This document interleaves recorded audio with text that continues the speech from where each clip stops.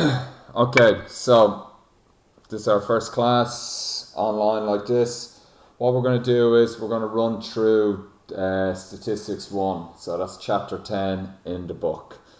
The reason we're choosing statistics is because it's a slightly easier chapter to teach online, as if you get confused at home, the resources in the book are better.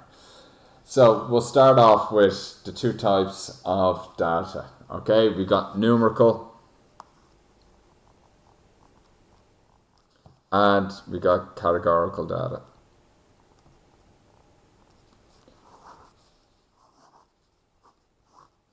Now, it's simply put, if you're asked a question, your question can either give you a number or a category.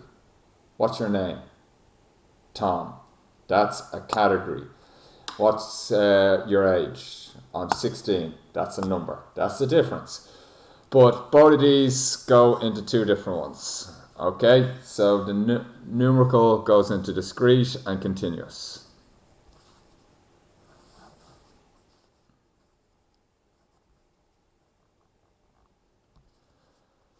And categorical goes into ordinal or non-ordinal.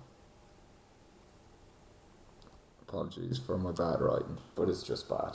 Your book does this anyway on page 365. Discrete. Discrete is anything. Here's a simple rule: anything that can be counted. That's counted, and this is measured. Okay, so we'll start with those two. The question is, how many people is in the class? 15 people. That's discrete. It can be counted. Continuous. What height are you? How much rain fell last night? What's your vertical jump?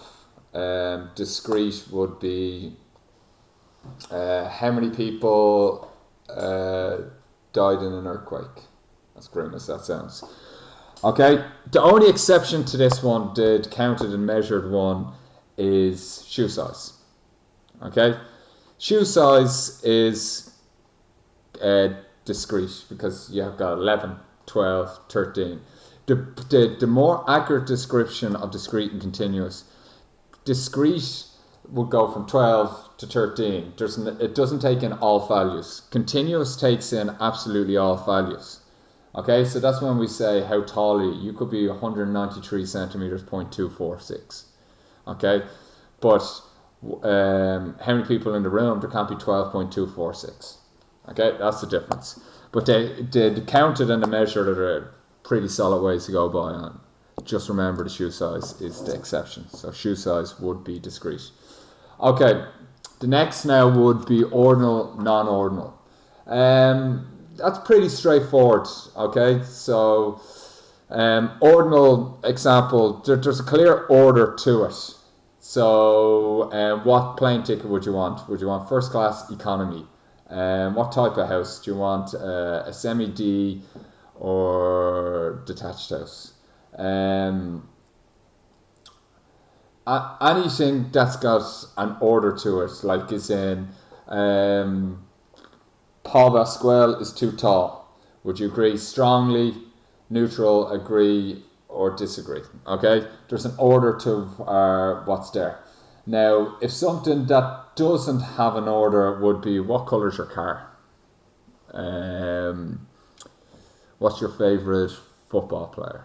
Okay, but if I asked you to rank the high scoring football players in the league, that's got an order to it. So that's the difference between ordinal and non-ordinal. So now we've got a couple of questions from the book, and I'll just go through them. The number of bicycles sold by a shop in a particular week. Discrete, it can be counted. The colours of cars sold by garage last month. Non-ordinal. It's got no order to it. The number of horses in the 6 races at a meeting. Discrete, it can be counted. The favourite sports of all students in the school. Okay, so the favourite sports. So if you think about it, you will have maybe basketball number 1, Gaelic number 2, and soccer number 3. That's an order. So, and it's a category because you're getting that. The weight of eggs in a carton, that's continuous. Okay, so that's just a basic one. Now the second thing that we need to do here is it's bivariate data and univariate data.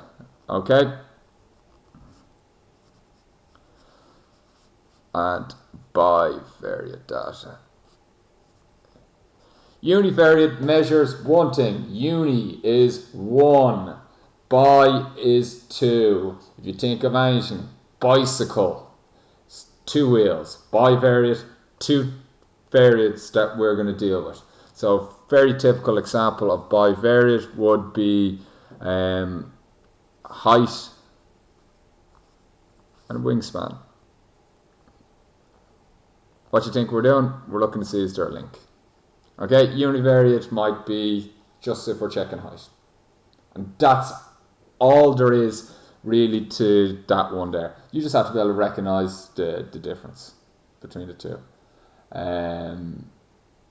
Yeah, and is in bivariate data, this doesn't have to be categorical or numerical. It can be either. Like this one here is going to be continuous, but you could be doing something like color of hair and gender. Okay, that would be bivariate categorical data.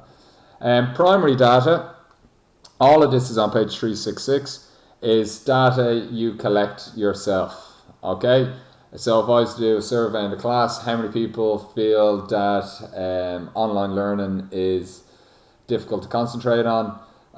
That's primary. That'd be a questionnaire given out like that. Secondary data would be if Mr. Hyland then got my research and then used it himself, okay? Or if you got it from the internet or from newspaper or whatever.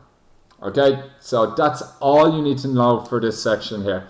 Now the work that I want you to do tonight is go through all of section 10.1, all of the questions, and that's it. If you got any questions, just send me an email.